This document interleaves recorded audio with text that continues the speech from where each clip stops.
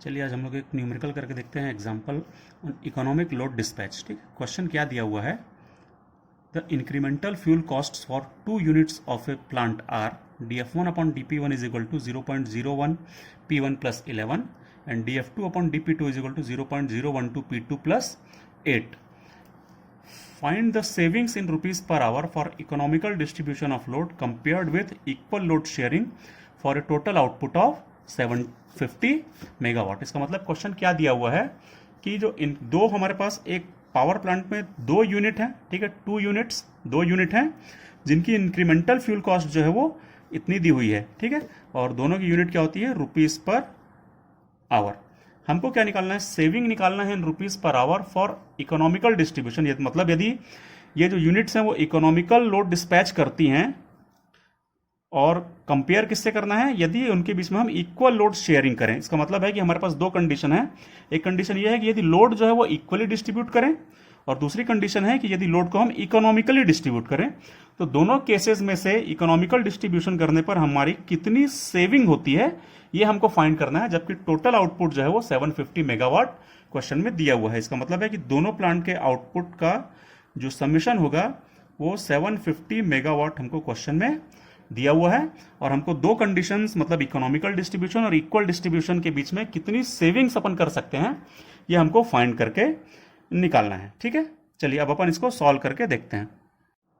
देखिए दोनों की जो है इकोनॉमिकल, दोनों का जो इंक्रीमेंटल फ्यूल कॉस्ट है वो दिया हुआ है df1 अपॉन dp1 और df2 अपॉन dp2। तो हम जानते हैं कि we know that for economical load dispatch df1 upon dp1 is equal to df2 upon dp2। तो ये कंडीशन होती है इकोनॉमिकल लोड डिस्पैच की, यदि दो यूनिट्स हैं, यदि वो इकोनॉमिकली लोड को डिस्पैच कर रहे हैं या लोड को शेयर कर रहे हैं, तो उसकी कंडीशन है कि दोनों की इंक्रीमेंटल फ्यूल कॉस्ट जो होनी चाहिए वो सेम होनी चाहिए। तो क्योंकि हमारे पास इंक्रीमेंटल फ्यूल कॉस्ट देख लीजिए दिया हुआ है, ये है पहले प्लांट के लिए और ये है दूसरे प्लांट के लिए, और हमको दोनों को इक्वल करना है, तो ये हमने दोनों को इक्वल कर दिया। ऊपर से क्वेश्चन से देख देख करके इन दोनों की वैल्यूज हमने पुट कर दी। इसको थोड़ा सा और रीअरेंज करें, 0.01 P1 minus 0.012 P2 is equal to -3। ये इक्वेशन नंबर 2 हो जाएगी, और ये जो हमने निकाली थी ये इक्वेशन नंबर 1। तो अब इन दोनों इक्वेशंस को हम साथ साथ लिख देते हैं, और इन दोनों को हम लोग साइमल्टेनियस इक्वेशन, हमारे पास देखिए दो अननोन है P1 और P2, और ये हमारे पास दो इक्वेशंस भी हैं, तो दो इक्वेशंस और दो अननोन है, ये बड़े आराम से अपन सॉल्व कर सकते हैं।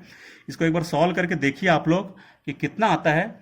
हम लोगों ने इसको सॉल्व किया है, तो इसको सॉल्व करने पर जो P1 और P2 की वैल्यू आ रही है वो आ रही है 272.727 मेगावाट, और P2 की वैल्यू आ रही है 477.273 मेगावाट। ये इन दोनों को सॉल्व करने पर इतनी वैल्यू जो है वो P1 और P2 की हम लोग फाइंड कर लेते हैं। ठीक है, तो अब P1 और P2 की ये फाइंड हो गई है। ये कौन सी कंडीशन है, ये है इकोनॉमिक लोड शेयरिंग। ठीक है, यदि इकोनॉमिकली लोड को शेयर करें तो इतना इतना आउटपुट P1 और P2 का होना चाहिए। ठीक है, और क्वेश्चन में क्या दिया है कि हमको यदि इकोनॉमिक लोड शेयरिंग और यदि इक्वल लोड शेयरिंग करते हैं तो दोनों के बीच में कॉस्ट में, टोटल कॉस्ट में कितना डिफरेंस आता है और हमारी कितनी सेविंग होती है इकोनॉमिकली डिस्ट्रीब्यूट करने से। तो चलिए देखिए, ये हो गया हमारा कंडीशन 1 इकोनॉमिकल लोड डिस्पैच की, और दूसरी कंडीशन 2 जो है वो है इक्वल लोड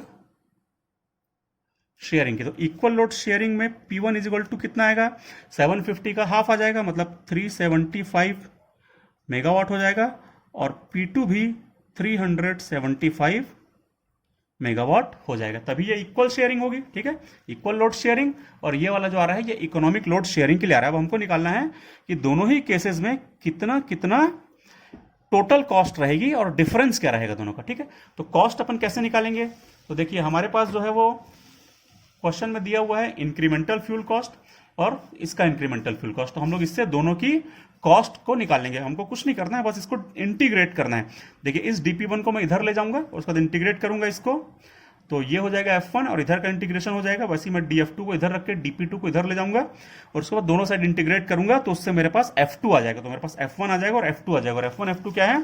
ये टोटल फ्यूल इनपुट कॉस्ट होती है। तो चलिए सबसे पहले मैं dF1 के लिए करता हूं। तो मुझे पता है कि dF1 अपॉन dP1 जो दिया हुआ है 0.01 P1 प्लस 11 है।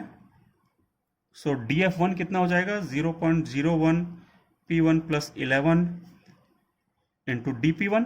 अब दोनों साइड इंटीग्रेट कर दीजिए, इधर पे भी इंटीग्रेट करिए और इधर पे भी इंटीग्रेट करिए। ठीक है, यहां मैं इंटीग्रेट करूंगा तो ये आ जाएगा F1 इज इक्वल टू ये कितना आ जाएगा? ये 0.01 P1 square by 2 plus 11 P1 plus मान लीजिए एक कांस्टेंट आ जाता है, कांस्टेंट ऑफ इंटीग्रेशन मान लेते हैं अपन, सपोज दैट इज C1। तो ये हो गया हमारा F1। तो F1 कितना हो गया?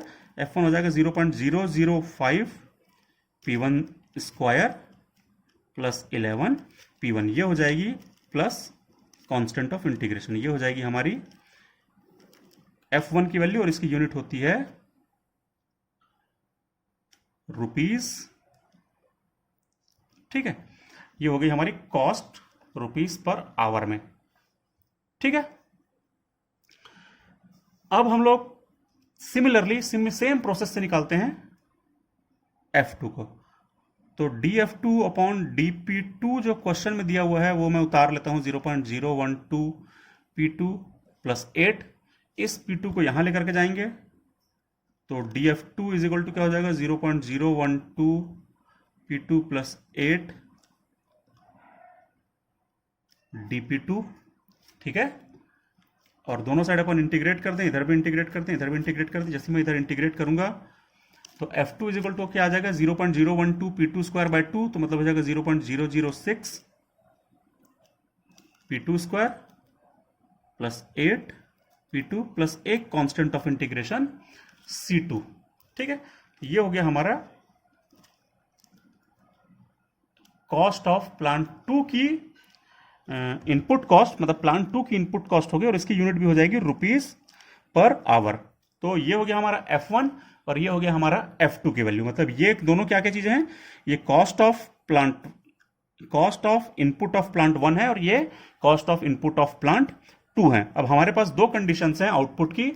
एक है इकोनॉमिकल लोड डिस्पैच के कारण ये दोनों आउटपुट मिल रहे हैं और इक्वल लोड शेयरिंग के कारण ये दोनों आउटपुट मिल रहे हैं। चलिए अपन वन बाय वन इसको अपन सॉल्व करते हैं। सबसे पहला केस अपन लेते हैं इकोनॉमिक लोड डिस्पैच। ठीक है, तो मैं यहां पर लिखता हूं फॉर इकोनॉमिक लोड शेयरिंग या डिस्पैच। ठीक है, इस केस में P1 और P2 कितने कितने आए थे? तो P1 आया था 272.727 मेगावाट और P2 आया था 477.273 मेगावाट। ठीक है, F1 और F2 की वैल्यूज कितनी कितनी आई थी? तो F1 और F2 की वैल्यू जो आई थी मैं उसको यहां से देख देख के उतार लेता हूं। ठीक है, और यहां पर उसको मैं नोट कर देता हूं। F1 आया था अपना 0.005 P1 square plus 11 P1 plus C1 और F2 आया था 0.006 P2 square plus 8 P2 plus C2 rupees per our.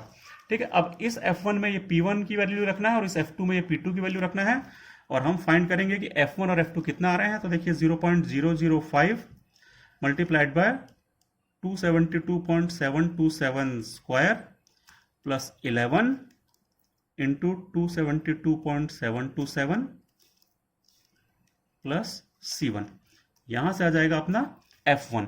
तो ये F1 कितना आ रहा है एक बार उसको देख लें। तो F1 आ रहा है 3371.897 plus C1 rupees per our, ये आ जाएगा F1। सिमिलरली F2 हम निकालेंगे तो F2 हम निकालेंगे तो 0.006 इंटू P2 की वैल्यू है 477.273 का square plus 8 into 477.273 plus C2। जब इसको अपन पूरा कैलकुलेट करते हैं तो F2 की वैल्यू कितनी आती है देख लीजिए एक बार, F2 की वैल्यू को कैलकुलेट करिए।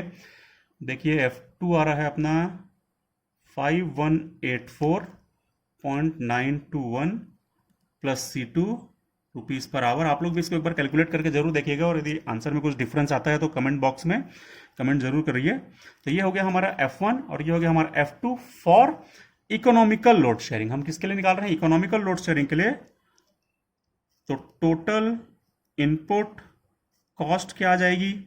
वो हो जाएगा F1 प्लस F2, और ये आ रहा है अपना, यदि आप दोनों को जोड़िए, दोनों को जोड़ेंगे तो आ जाता है 8556.818 rupees per hour plus C1 plus C2।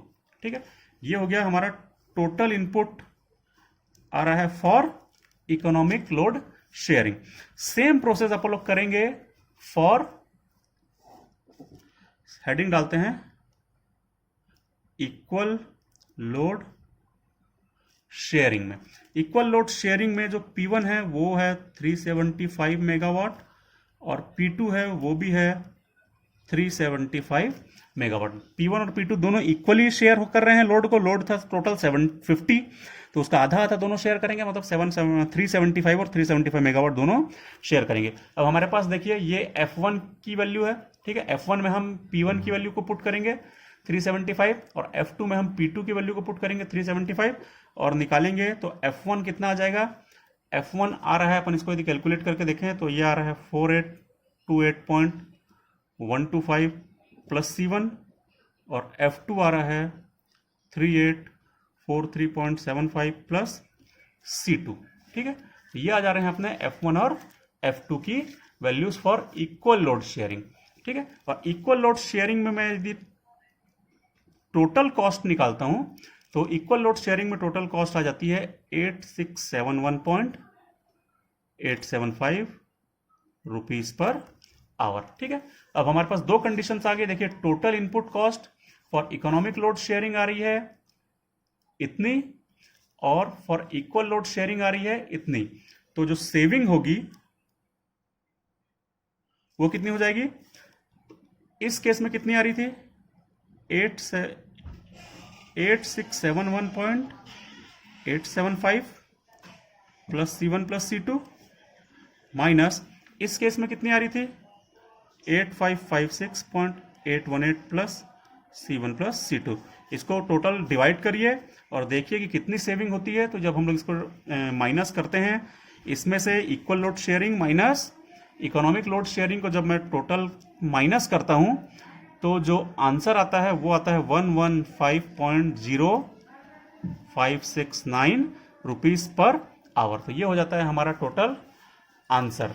ठीक है, कि यदि हम लोग इक्वल लोड को शेयर करते हैं तो इतनी कॉस्ट आती है जो कि ज़्यादा है, और इकोनॉमिकली यदि लोड को शेयर करते हैं तो कॉस्ट इतनी आती है जो कि कम है। तो इकोनॉमिकल लोड शेयरिंग करने में हमारी पर आवर 115.0569 रुपीस की बचत होती है। पर आवर में इतनी बचत होती है, तो आप सोचिए कि यदि अपन एक साल के लिए कैलकुलेट करेंगे तो कितनी ज़्यादा सेविंग होगी। तो इसीलिए इकोनॉमिकल लोड शेयरिंग अपन लोगों को पढ़ना बहुत ज़रूरी है और ये इसका इंपॉर्टेंस है। तो आई होप आप लोगों को समझ में आ गया होगा। कुछ नहीं करना था, इकोनॉमिक लोड शेयरिंग हमने इतनी निकाली थी, उसको कॉस्ट के फंक्शन में पुट करना था और टोटल कॉस्ट निकालना था।